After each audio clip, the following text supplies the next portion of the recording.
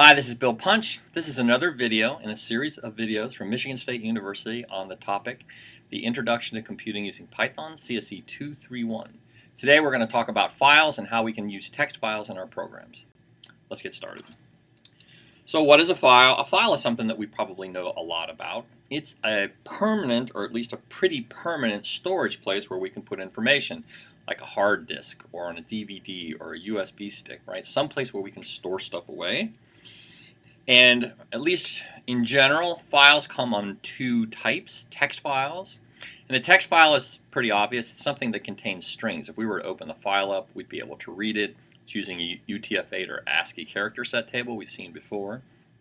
The other type are binary files, and these are numeric data that are written out usually and are not things that we can interpret as strings. And so to make things easy, we are going to work with text files because we can do data management with text files, and that would be pretty cool. So we need a way to connect our program to the world, to the network, to external devices, and the way that we do that is we create a new object, which in most programming languages is called a stream. So a stream is our connection to the outside world. And if we were to look at a connection sort of diagram, here's a set of streams that Python provides for us automatically. So here's our executing program, and Python gives us a stream called standard out, which when we write to it goes to the console. It also provides a stream called standard in, which can pull stuff from the keyboard. We need to do much the same thing to hook our programs to a file, so we needed to create a new kind of stream, a file object kind of stream, so that we have the same kind of connection. We have a file object, which is our connection to a particular disk file somewhere on the disk, and it has a direction. So this file object is a read file object. It can read data from a particular file. This file object is connected to another file, maybe the same one, maybe a different one, and it has a directionality of writing to the file object. So all of our operations on files are going to be mediated by this file object, which is our connection to the outside world. How do we make one? Pretty simple. There is a single function called open. Open takes two arguments. This is the name of the file that we're trying to open, and this is the mode of how we want to open it, and they are both strings. So this particular operation on open is opening the file called mary.txt, and it's opening it as R, which is read. This one is opening another file called maryreverse.txt, and the mode it's opening it in is write. There are other modes, but the two modes we most care about are the string R for reading and the string W for writing. Two things about those modes. The first is that if you open a file for reading, it assumes that the file you're trying to read is in the same place as the program that's now running. It looks in the same directory where your Python program was written. If it's not there, it's going to generate an error. There's ways to get around that. We'll see it later. Similarly, when you write, when you open a file for writing and it does not exist, it's created in the same place as the Python program that's running.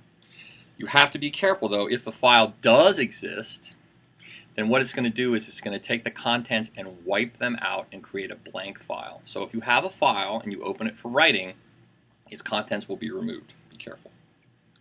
For text files, all of our interaction with through the file object is going to be via strings.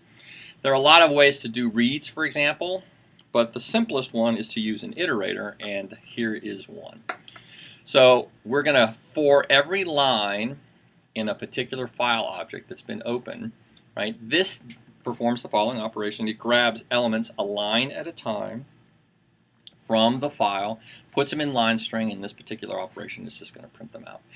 So one line at a time means it's the characters up to and including, right, the character that marks the end of the line. So it's going to read all that up to and including the line. So let's go back up here. Let's open these two files, one for reading, one for writing. Let's read the contents of the file in mary.txt, which was the file object we opened in file object, and it prints out Mary had a little lamb, its fleece was white as snow. We note that it's kind of strange. We have what looks like an extra character returning here, and we'd like to know what happened. It turns out that when we read the file, when we read this line, at the end of this line, even though we can't see it, is one of those carriage return line feeds. And so it prints that out, and then print adds another one. How do we get rid of these if we don't want them? And the way we do that is with string's strip method. And the strip method removes white space characters, space, tab, carriage return line feed, from either end, only the end of the string. It doesn't touch anything in the middle. So it's a good method to clean up strings. Here's an example.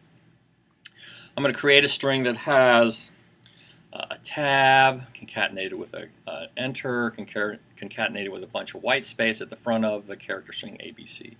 I'm going to take that, I'm going to strip it, and I'm going to compare the two results. And when we look at that, the original string, in fact, had the carriage return, the tab, the extra space. All of that got removed by the strip method, so none of that stuff at the beginning showed up. But notice that the blank characters are still there.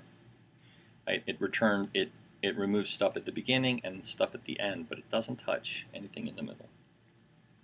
If we'd open a file for writing, the method is pretty straightforward. It's called write, and all we do is write a particular string. We'll see an example of that in a second. Remember, when you're done, you should ask your file objects to close. There's a connection between the program and the file, and this breaks that connection and makes sure that everything is in synchronization between the two. So we ask the two objects to close themselves up.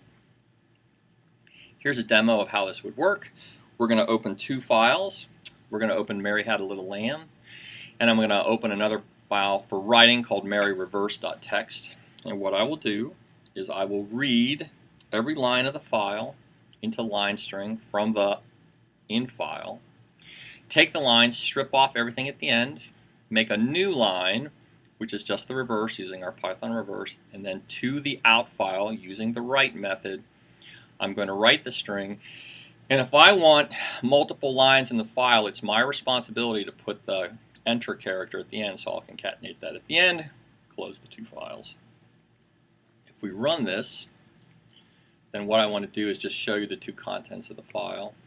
Here's the Mary Had a Lamb file, and here's the reverse file that got created as a result.